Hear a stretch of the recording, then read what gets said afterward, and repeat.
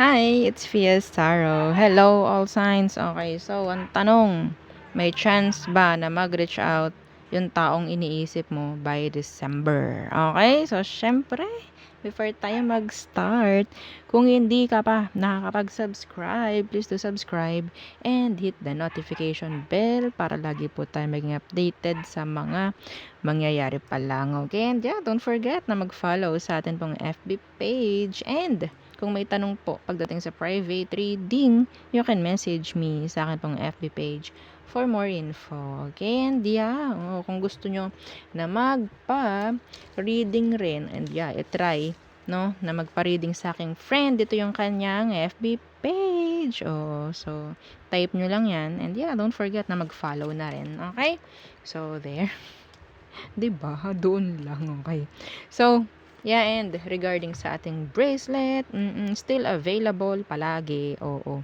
So, yung ring, soon, oo, soon. Eto pa lang muna. So, this is the all-in-one Evil Eye bracelet. Kung may tanong po, message lang po sa atin pong FB page for more info. Okay, so this is the all-in-one Evil Eye. So, meron siya pagdating sa ah, saan nga ba ito? Kaperahan. Okay, sa protection, sa health, sa love, at sa healing. Okay, healing ang pinaka-importante sa inyo. Oo, okay, so kasama ang initial, syempre. Oh, so yeah, customized, diba? So, kung may tanong po ha, message lang po. So, available siya in red and black. Okay? So, ang tanong, all signs. May chance ba na mag-reach out yung taong iniisip mo by December? Okay. So, syempre, tingnan natin. Aries, may chance ba na mag-reach out yung taong iniisip mo by December? Okay. Ooh, the lovers and the temperance. Yeah, may chance. May chance. Yes, yes, yes, yo. Some of you may pagbabalikan by December. Yeah. Gemini, Sagittarius. Okay? So, there. Some of you, kung kayo ay magkarelasyon, nakakita ko dito ng fairness by December. Okay? So, next. Okay. So, Taurus, may chance ba na mag-reach out sa'yo yung person mo by December? Taurus, mag-reach out ba yung taong iniisip mo by December? Okay. So, the Knight of Wands. Oh, the Five of Cups. Yeah. Yeah. Okay, pero nandito yung parang nakikita ko na hindi siya totally like direct na magme-message, mga ganyan. No? So, para siyang kukunin yung attention mo, mga ganyan. Okay? Kapag ikaw, binuksan mo yung pintuan mo for them, yeah, doon na magsisimula ulit. Okay? So, yung connection or yung communication, rather. Okay? So, yeah. Next is Gemini. Gemini, may chance ba na mag-reach out itong person na iniisip mo by December? Gemini, may chance ba na mag-reach out yung taong iniisip mo by December? The Strength in reverse, the Knight of Wands. Okay, so nandito yung parang sobrang, sabihin natin, no efforts at all, pero kukunin yung attention mo. Some of them may sabihin nating bumabalik, no, yung attraction. Yeah, they want you. Okay, pero hindi sila gagawa, I guess, ng effort. Okay, I don't know, tingnan natin why. Yeah, pwedeng nahihiya. Pero yes, they are open.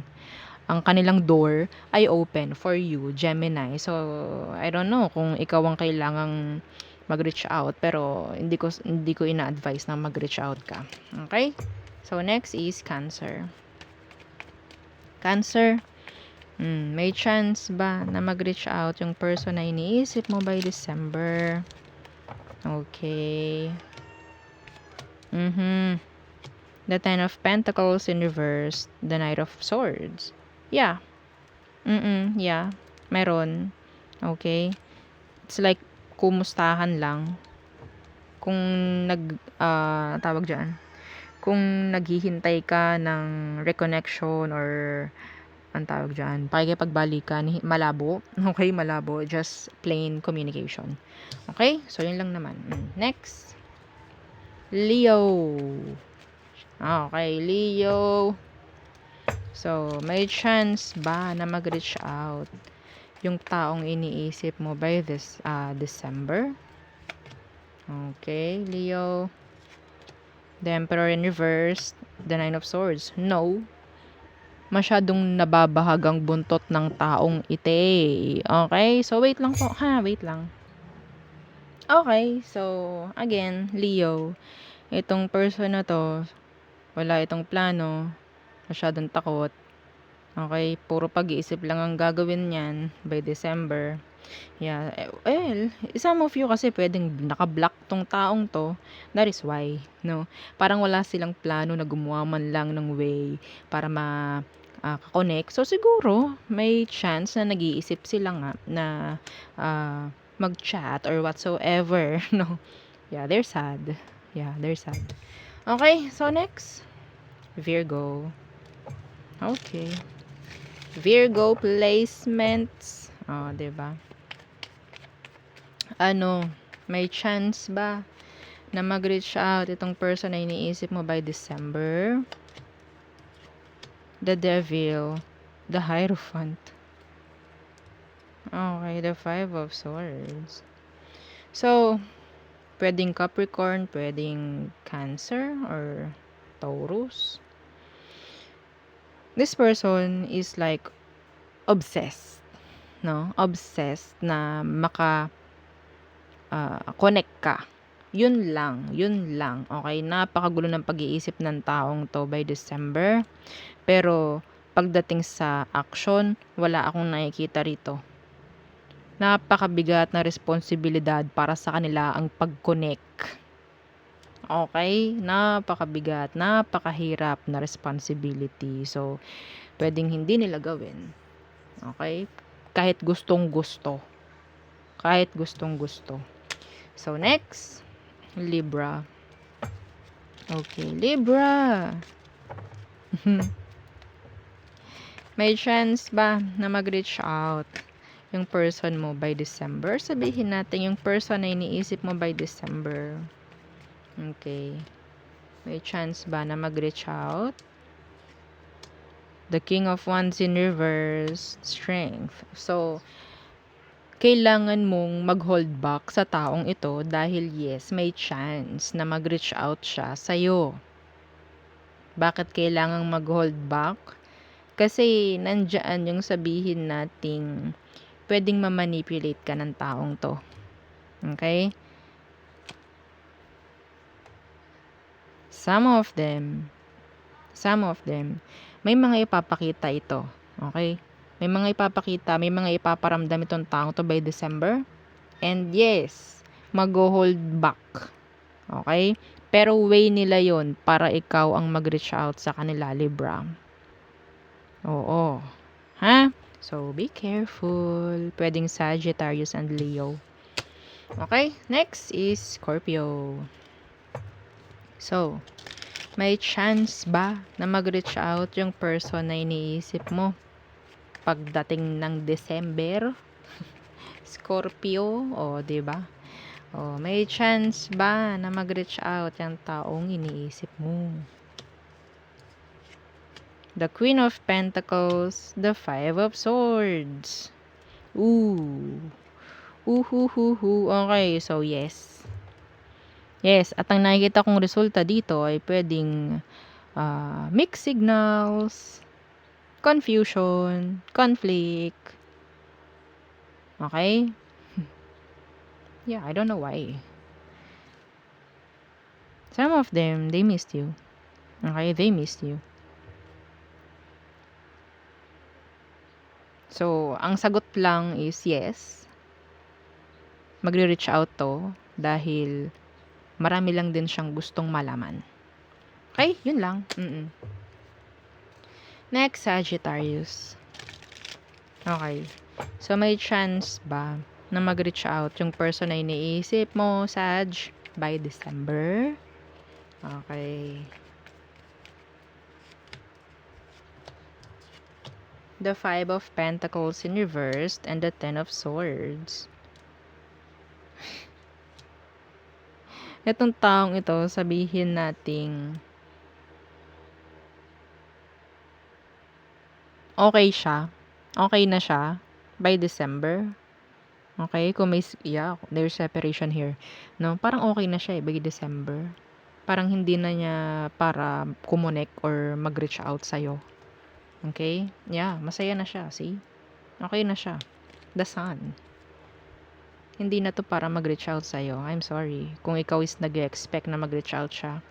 Yeah, pwedeng earth sign, pwedeng air sign. Okay? So, next is Capricorns. Capricorn, may chance ba na mag-reach out sa'yo itong taong iniisip mo pagdating ng December? Oo, okay? Tingnan natin. May chance kaya na mag-reach out siya ng December? The Six of Swords. The Knight of Cups. Yeah. Yeah. See? The Ace of Swords. This is maybe through online, through chat, call. Okay? Some of you, itong taong to, pwedeng mag-travel papunta sa'yo. Yes. Okay? Yeah, see? Ooh. Pwede ngayon pala, pinaghahandaan ng taong yan eh. Mga sasabihin sa'yo. Yes. Okay. Next. Aquarius. Aqua. So, may chance ba na mag-reach out yung taong iniisip mo ngayon by December? Aqua.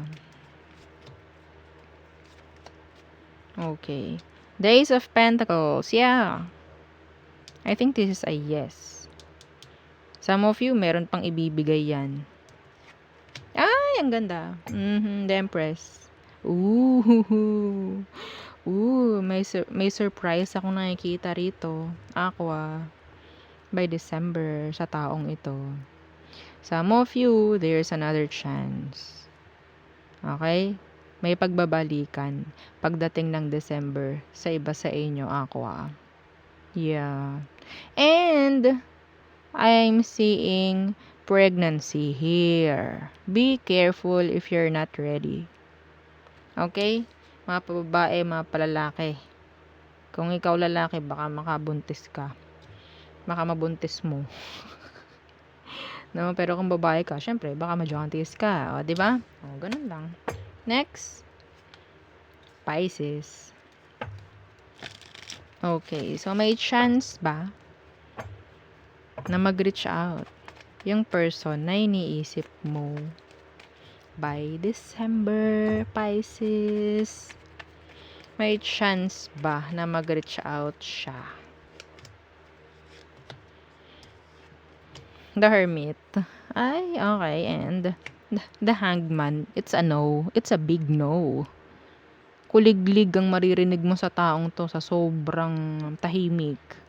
Wala kang maririnig sa taong to. Yeah. Why? Kasi ikaw ang hinihintay niya.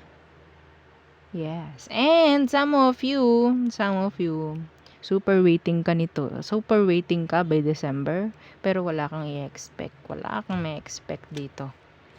Yeah. I'm sorry.